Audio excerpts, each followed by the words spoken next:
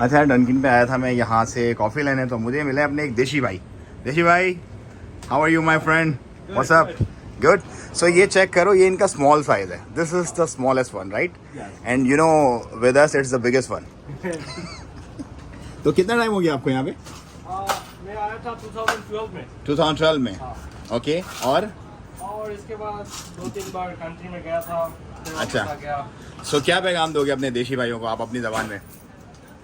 यार अपनी जबान में क्या बताओ, हाँ। विदेश आना तो सबको चाहती है, आप सबको ख्वाहिश होती है, बट संभाल कर आना। ओके, और बांग्ला में, बांग्लादेशी में? বাংলা একটাই কথা বলবো, বি কেয়ারফুল, সবাই আসার আগে একটু সাবধান হয়ে আসবেন, কারণ এখানে খুব risky. Okay, thank you so much bro, thanks lot. So भाई ये हैं दूर के ढोल सुहाने, मतलब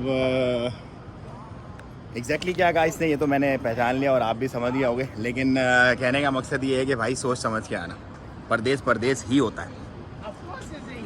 वॉल स्ट्रीट डंकिन डोनट्स और स्मॉल वन।